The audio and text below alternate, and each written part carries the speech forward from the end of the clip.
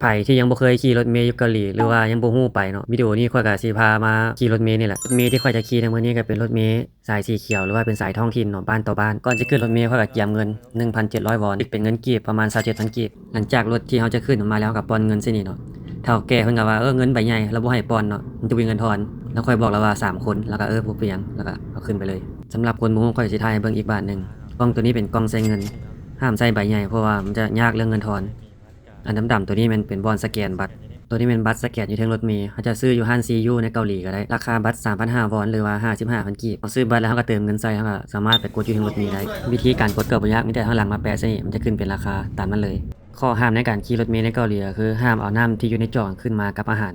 แอปที่ค่อยแนะนำใช้ในการเดินทางก็คือแอป Naver Map ข้อยจะบ่แนะนำ Google Map เด้อสำหรับแอป Naver Map ก็คือเราสามารถเบิ่งหมายเลขรถเมล์หรือว่ารถเมล์จะมาโมงใดแล้วก็ราคารถเมล์ที่เราจะขี่ว่าราคาเท่าใดถ้าแม่นฮอดบอลจุดที่เราจะลงแล้วก็คือจุดแดงๆนั่นเลยเนาะเรากดแล้วเพิ่นจะจอดให้ตามป้ายรถเมล์ทีมงานเขาก็เหมาเบิดคันเลยการขี่รถเมล์ในเกาหลีเราบ่สามารถกดแล้วก็ลงตามแคมทางได้เลยเนาะย่ำว่าลงได้แต่เฉพาะบ่ไหนที่มีป้ายรถเมล์เท่านั้นทีมงานเฮามื้อนี้ก็สิพากันมาเลาะในตัวเมืองอันซองที่เป็นตลาดที่อยู่ในเมืองแล้วก็จะมีพวกร้านมือสองอีหยังต่างๆมีครบทุกอย่างเลยเนาะอยู่เมืองนี้เดี๋ยว EP ที่2ค่อยสิพามาเลาะตลาดอยู่ที่เกาหลี